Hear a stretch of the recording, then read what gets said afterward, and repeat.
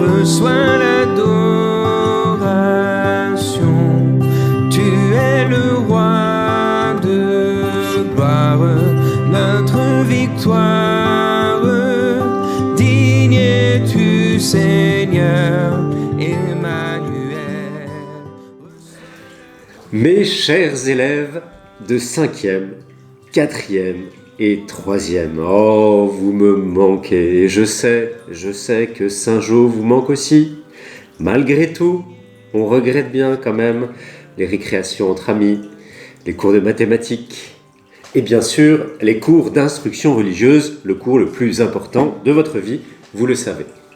Alors, c'est compliqué de continuer les cours d'instruction religieuse, donc je voudrais vous proposer quelques petites vidéos pour entrer dans le mystère de Pâques. Vous savez, la semaine prochaine, c'est la semaine la plus importante de l'année, la semaine sainte, et nous avons besoin d'une belle préparation. Une préparation d'autant plus importante que vous allez vivre cette semaine chez vous, puisque malheureusement, nous ne pouvons pas sortir, nous sommes confinés. Eh bien, nous allons vivre cette semaine sainte à partir de chez nous. Alors ça va être plus dur, on n'aura pas le soutien de l'église, la liturgie, les chants, les fleurs, etc. Tout ce qu'il y a de magnifique dans cette liturgie de la semaine sainte, dans ces offices de la semaine sainte, on ne pourra pas les avoir. Alors, autant bien préparer notre cœur. Parce que s'il y a un endroit où nous sommes confinés, c'est chez nous, il y a un endroit où le Seigneur, vous voyez, je l'ai apporté, il est toujours à côté de moi pour vous protéger, vous bénir.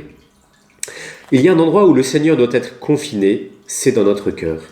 Notre cœur, c'est le lieu de confinement du Seigneur. Il ne doit jamais sortir. Vous voyez, comme nous, on nous dit, il ne faut pas sortir de chez nous, nous sommes obéissants. Eh bien, il y a un endroit d'où le Seigneur ne doit jamais sortir. Lui, il est confiné, c'est notre cœur. Et si on laisse sortir de notre cœur, c'est ce qu'on appelle le péché. Quand on n'est plus dans l'état de grâce, on perd la présence du Seigneur et c'est l'infection du virus, du péché. Voilà, donc on va essayer de se confiner le Seigneur dans notre cœur et qu'il n'en sorte absolument pas. Pour commencer, eh bien, je vous propose, comme à l'accoutumée, on ne perd pas les bonnes habitudes, de faire notre prière. Vous pouvez prendre quelques instants, mettre sur pause pour vous mettre dans un coin recueilli et on va prier ensemble. Au nom du Père et du Fils et du Saint-Esprit, ainsi soit-il. Mettons-nous en présence de Dieu et adorons-le. Esprit de Dieu, souffle de vie, Esprit de Dieu, souffle de feu, Esprit de Dieu, consolateur, tu nous sanctifies. Viens, Esprit, viens en nos cœurs, viens, Esprit, nous visiter, viens, Esprit, nous vivifier. Viens, nous t'attendons, Hosanna, Esprit de Dieu, souffle de vie, Esprit de Dieu, souffle de feu, Esprit de Dieu, consolateur, tu nous sanctifies. Prière de Saint François. Seigneur, faites de moi un instrument de votre paix. Là où est la haine, que je mette l'amour. Là où est l'offense, que je mette le pardon. Là où est la discorde, que je mette l'union. Là où est l'erreur, que je mette la vérité. Là où est le doute, que je mette la foi. Là où est le désespoir, que je mette l'espérance. Là où sont les ténèbres, que je mette la joie. Là où est la tristesse, là où sont les ténèbres, que je mette la lumière. Là où est la tristesse, que je mette la joie. Ô Seigneur, que je ne cherche pas tant à être consolé qu'à consoler, à être compris qu'à comprendre, à être aimé qu'à aimer. Car c'est en se donnant qu'on reçoit, c'est en s'oubliant qu'on se retrouve, c'est en pardonnant qu'on est pardonné, c'est en mourant qu'on ressuscite à l'éternelle vie, ainsi soit-il. Je vous salue Marie, pleine de grâce, le Seigneur est avec vous. Vous êtes bénie entre toutes les femmes, et Jésus, le fruit de vos entrailles, est béni. Sainte Marie, Mère de Dieu, priez pour nous pauvres pécheurs, maintenant et à l'heure de notre mort, ainsi soit-il. Alors aujourd'hui, nous allons voir dans cette vidéo assez courte la grande fête du dimanche des Rameaux. C'est ce dimanche qui arrive, après-demain, et c'est une fête particulièrement importante pour entrer dans la Semaine Sainte. Alors, voyez-vous, la fête des Rameaux, eh bien, elle part du désir de Jésus de retrouver le temple de Dieu. Eh bien, le temple de Jérusalem, c'est là où il y a la Shekinah, la présence de Dieu dans le Saint des Saints. Vous le savez, il y a ce magnifique édifice du temple, et il y a ce qu'on appelle le Saint, c'est-à-dire vraiment cet espace sacré, et dans le Saint, il y a le Saint des Saints. C'est vraiment le lieu où les Hébreux avaient mis l'Arche d'Alliance et où il y avait la présence de Dieu. Jésus donc veut retrouver Jérusalem et la présence de son Père au temple. Vous savez, c'est sa maison. Il le dit à 12 ans, il le dit au docteur de la loi, il le dit à son papa et sa maman, « Je suis resté au temple parce que c'est la demeure de mon Père. Je suis au service de mon Père. » Et donc, il veut retourner, il a 33 ans, il veut retourner au temple une dernière fois pour fêter la fête de Pâques. Et vous savez que la fête de Pâques, ce n'est pas que les chrétiens, c'était déjà une fête qui était fêtée par les Juifs, qui rappelait le passage de la mer Rouge. Vous savez, quand les Hébreux sont sortis d'Égypte, ils sont passés à travers la mer Rouge, le Seigneur a ouvert la mer Rouge avec l'aide de Moïse, et tout le peuple est passé. Et ensuite, les Égyptiens ont essayé de les poursuivre et ça s'est refermé. Cette libération du peuple des Égyptiens, cette libération est appelée la Pâque. Et chaque année, le peuple juif revit cette même fête. Et voyez-vous, ce n'est pas juste un anniversaire. Quand un juif vit une fête liturgique, comme la Pâque ou la Pentecôte, ce n'est pas juste pour se souvenir, ou pour, je dirais, cultiver, garder la mémoire de cet événement. Pas du tout.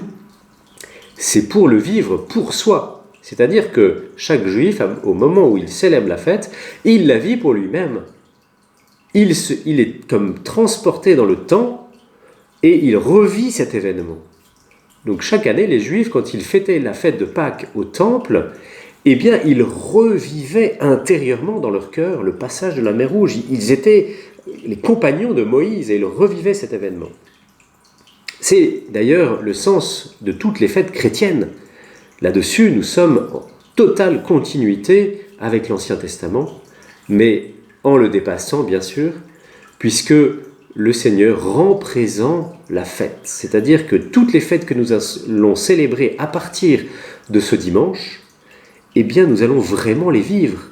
Nous allons être au milieu de la foule et acclamer le Seigneur Hosanna avec les rameaux. Ce n'est pas juste une activité pour amuser les enfants et pour, se souvenir de cet événement lointain. Pas du tout. Nous allons le vivre vraiment, et même chez vous, vous allez pouvoir le vivre. C'est-à-dire que même à la maison, en regardant la messe à la télévision, et en récupérant plus tard dans la semaine des buis bénis, vous allez vraiment vivre cette expérience des Hébreux, des Juifs qui acclament Jésus. Parce que c'est ça, la fête des Rameaux, c'est Jésus qui est acclamé comme roi des Juifs et roi de la terre, de l'univers. Mais d'abord, cette fête, c'est une fête qui nous aide à monter. La fête des Rameaux nous aide à monter vers le Triduum pascal. Vous connaissez le Triduum pascal, ce sont 3 jours. Jeudi, vendredi et samedi saint, et avec évidemment le dimanche de Pâques. Ces 3 jours, on les expliquera un peu plus tard. Mais c'est comme le sommet de toute notre année. Et vous savez, quand on fait de la montagne, si vous avez déjà fait de la montagne, quand on monte un sommet, eh bien, il y a 2 effets. D'abord, on prend de la hauteur, on monte et on peut contempler tout ce qui nous entoure. On a une vue générale sur le monde. Et puis, quand on est en haut de la montagne, on est aussi proche du ciel, on s'est rapproché du ciel. Et bien voilà, ces 3 jours saints que nous allons fêter la semaine prochaine, jeudi saint, vendredi saint, samedi saint, eh bien c'est comme une montagne que nous allons monter et qui nous donnera de la hauteur par rapport à toute notre année liturgique, qui donnera de la hauteur par rapport à notre vie spirituelle. Et puis c'est aussi une montagne, on pourrait dire, qui nous rapproche de Dieu. Voilà, ces 2 éléments. Eh bien, c'est bien signifié par la fête des rameaux, puisque lors des rameaux, Jésus est entré à Jérusalem. Jérusalem, c'est un petit peu en hauteur, il faut monter pour aller sur le temple. Un jour, certainement, vous pourrez faire un pèlerinage là-bas et voir que pour aller sur le temple, il faut descendre dans un vallon et remonter ensuite sur le temple qui est comme sur un éperon rocheux. Eh bien, cette fête, Jésus est donc monté au temple et c'est le signe qu'il va s'accomplir quelque chose de particulier. Il monte comme au sommet pour rejoindre son Père et pour, je dirais, donner toutes ses grâces à l'humanité. Alors que s'est-il passé ? Eh bien, depuis quelque temps, les Juifs essayent de faire mourir Jésus. Ils veulent le faire mourir parce que Jésus a eu l'audace, et lui seul pouvait avoir cette audace, de dire qu'il était fils de Dieu et qu'il était Dieu lui-même. Et ça, pour les Juifs, c'est insupportable. C'est un blasphème. On ne peut pas dire Dieu ne peut pas être humain. C'est impossible. Et pourtant, il a bien dit. Il a dit « Je suis ». Avant qu'Abraham fût « Je suis ». Parce qu'à un moment, avec les pharisiens lui disent « Mais Abraham, nous suivons les conseils de notre père Abraham. » Et Jésus dit « Mais avant que Abraham fût, moi, je suis. » Ça veut dire que je suis, il est vivant de toute éternité. Jésus est Dieu, il existait même avant Abraham. Et ça, pour les Juifs, c'est impossible. Comment un être humain peut dire qu'il est Dieu ? C'est inimaginable. Alors, il cherche à tout prix un moyen de le faire périr. Et puis, à chaque fois, Jésus aussi, on pourrait dire, il démasque les pharisiens. Les pharisiens, ce ne sont pas de mauvais bougres en soi, parce qu'ils suivent la loi, ils essayent d'être obéissants à la loi. Mais ils sont un peu hypocrites, comme nous tous. Ils ont un double jeu. Ils ont une façade où ils font du mieux qu'ils peuvent, ils présentent bien, on pourrait dire. Et puis, il y a leur cœur, au fond, qui est beaucoup plus sombre. Et c'est pareil pour nous. Nous aussi, dans notre vie quotidienne, et vous le savez, c'est difficile d'être unifié, c'est-à-dire de montrer à l'extérieur ce qu'on a à l'intérieur. Parfois, à l'intérieur, ça peut être un peu triste. On peut avoir du péché, on peut avoir des difficultés, on peut avoir des faiblesses, on peut être menteur, voilà. Et on voudrait cacher tout ça. Alors on fait un extérieur qui est bien propre, bien poli et qui trompe le monde. Mais Jésus dit aux pharisiens, et il nous dit à nous, attention, il faut avoir la même chose, être honnête. Ce que nous sommes à l'intérieur doit refléter à l'extérieur. Et ce que nous reflétons à l'extérieur doit être le reflet de ce que nous sommes à l'intérieur. Et ça, les pharisiens ne supportent pas. Nous, on a du mal aussi de nous dire, eh bien, il faut que je sois honnête, etc. Il faut que j'arrête d'être hypocrite. Ça, c'est difficile. Pour nous, c'est difficile. Quand quelqu'un nous le fait remarquer, on n'est pas très content. Eh bien, les pharisiens, c'est la même chose. Ils sont furieux parce que Jésus les a démasqués. Jésus a dit, vous êtes des sépulcres blanchis. Les sépulcres, vous savez ce que c'est un tombeau. Et donc, sépulcre blanchi, c'est-à-dire un tombeau qui est très beau à l'extérieur, blanchi vraiment. Et à l'intérieur, c'est un tombeau. Il y a des os, il y a des têtes de mort. Alors, eh bien c'est pareil, dans notre cœur, il y a parfois des choses pas très belles, et à l'extérieur, on est tout blanchi. Donc, les pharisiens sont furieux, ils ont été démasqués par Jésus, ils veulent le piéger, et Jésus, il a fait 2 choses que les pharisiens ne supportent pas. Il a pardonné à la femme pécheresse, il y avait une femme pécheresse, adultère, qui était vraiment une pécheresse publique, Et elle aurait pu être punie vraiment par la loi, mais Jésus a dit que celui qui a jamais péché jette la première pierre. Il a montré la miséricorde. Il a dit, attention, occupez-vous d'abord de vos propres péchés et ensuite vous occuperez du péché de la femme. Et donc ça, les Juifs n'ont pas supporté. Et deuxième chose, Jésus a dit, avant qu'Abraham fût, moi je suis, c'est-à-dire je suis Dieu. Alors les Juifs essayent absolument de le tuer. Mais c'est là que ça se complique. Pour eux, c'est difficile parce que Jésus a fait beaucoup de miracles. Il n'y a pas longtemps, il avait ressuscité Lazare, son ami. Et donc ça, c'est quand même un miracle qui n'est pas banal. Le jour où l'abbé Matthieu pourra ressusciter quelqu'un, je pense que ça fera du bruit, par la grâce de Dieu. Mais en tout cas, Jésus a donc fait de grands miracles, et la foule l'acclame, la foule a vu ça. Et puis la foule a vu aussi que Jésus avait chassé les marchands du temple, ceux qui, dans le temple, faisaient de l'argent malhonnête. Ils n'étaient pas très honnêtes, ils récupéraient... Ils truquaient les balances, ils récupéraient beaucoup d'argent, et les pauvres pèlerins qui venaient pour faire un sacrifice au temple, ils étaient détroussés de leur argent. Jésus les a chassés pour montrer que il fallait, c'est pareil, dans notre cœur, chasser tout ce qui était de la trahison, de la haine, de l'orgueil, de la violence. Et donc Jésus chasse tout ça pour laisser la place à Dieu. Alors les gens voyant ça, et notamment les enfants, c'est très intéressant, particulièrement les enfants, vous pourrez aller voir, et d'ailleurs je vous invite à le faire, prenez votre évangile et allez voir dans le chapitre 21 de l'évangile de Saint Matthieu.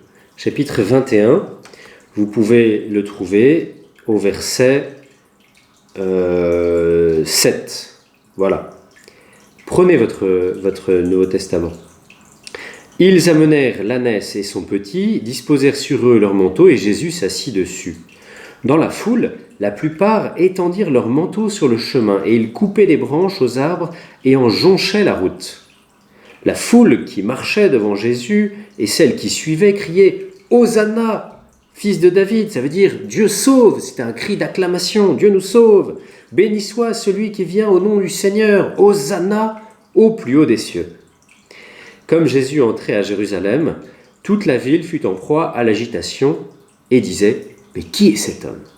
Et les foules répondaient « C'est le prophète Jésus de Nazareth en Galilée. » Jésus entra dans le temple, et là, il expulse tous ceux qui vendaient et achetaient dans le temple. Il renversa les comptoirs des changeurs, les sièges des marchands de colombes. C'est ce que je vous disais, il chasse les marchands du temple. Et il leur dit « Il est écrit, ma maison sera appelée maison de prière.